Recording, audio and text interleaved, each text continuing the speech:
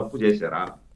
ఈ రాష్ట్రానికి రాజధాని లేదు అంటే మేముండాం, ఈ రాష్ట్రానికి మా భూములను త్యాగం చేస్తాం రాజధాని కోసం, మీరు రాండి, ధైర్యంగా రాండి, మేము భాగస్వాములు అవుతాం ఈ రాజధాని నిర్మాణంలో, కలకాలం ఈ రాజధాని ఈ ఆంధ్రప్రదేశ్ విరజిల్లాలి అని చెప్పి తల్లి లాంటి భూముల్ని త్యాగం చేసి రాజధాని కోసం రైతులు భూములు ఇస్తే వాళ్ళు చేసిన తప్ప సార్ అది?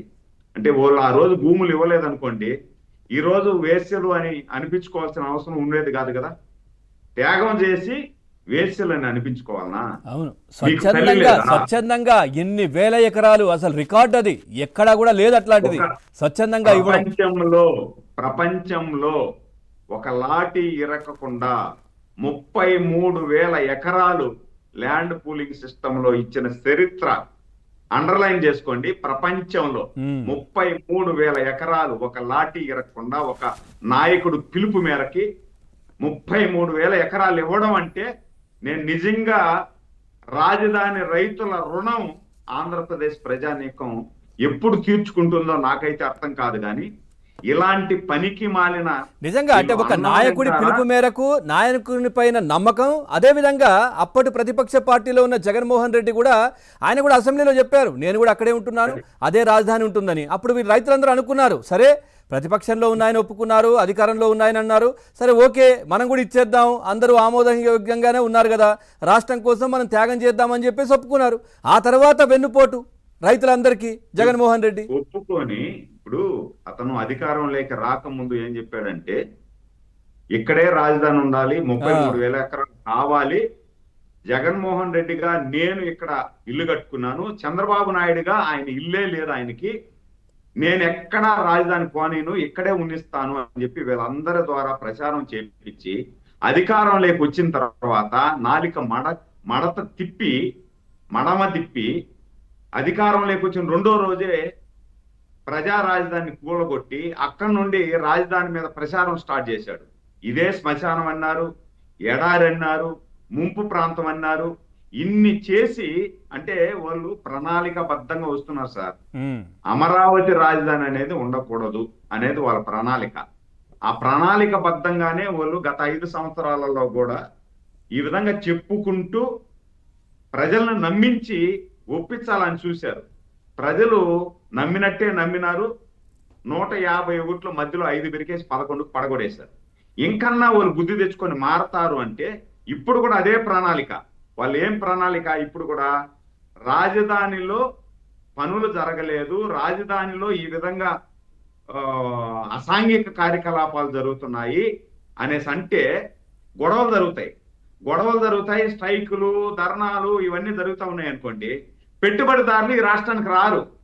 ఎందుకబ్బా మనకెందుకు, మనం డబ్బులు పెట్టి కొరివితో తల్లకు గోక్కోవడం ఎందుకు, మనం ఆడబోయి డబ్బులు పెట్టి మనం ఏదన్నా డబ్బు పెట్టి సంపాదించాలని కదా పోతాము, ఆడబెట్టి మళ్ళా ఇబ్బంది పడేది ఎందుకు అని పెట్టుబడిదారులను రానికుండా చేయడం కోసం. అంతే కదా, ఎందుకంటే ఈ ప్రాంతంలో ఇట్లాంటిది ఒక డిసీజ్ ఉంది అనే వాళ్ళు ప్రచారం చేసే ప్రయత్నం కూడా చేశారు కదా. సో ఇట్లాంటివన్నీ హెల్త్ రిపోర్ట్లు చెప్తున్నాయి ఇవన్నీ అన్నట్టుగా.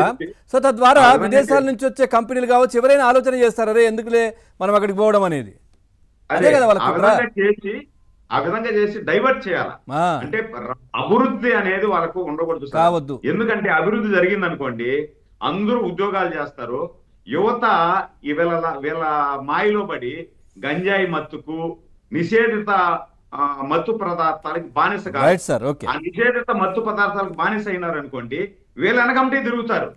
నిజంగా ఉద్యోగ అవకాశాలు వచ్చినాయి అనుకోండి, వాళ్ళు తెల్లవారుతో లేచి ఉద్యోగాలకు పోతారు, పెళ్లి చేసుకుంటారు, భార్య బిడ్డలతో తల్లిదండ్రులు చూసుకొని వాళ్ళు బతుకుతారు, వాళ్ళ జీవనాన్ని వాళ్ళు గడుపుతారు. అదే ఉద్యోగాలు రానికుండా చేస్తే వీళ్ళు ఇచ్చేటువంటి నాసిరకం మందు, గంజాయి, మత్తు పదార్థాలు ఇవన్నీ సేవించి ఆ మాయలో ఏవి చేసేదానికైనా తయారవుతారు. అంతే కదా, మొన్న చూసాం కదా, మొన్న ఏదో ర్యాలీలో అక్కడ సైకిల్ ఏ విధంగా తిప్పారో, సైకిల్ ఏ విధంగా తొక్కేశారో సైకిల్ ను చూసాం కదా మొన్న, సైకిల్ గంజాయి బ్యాచ్. దాంట్లో భాగంగానే మొన్న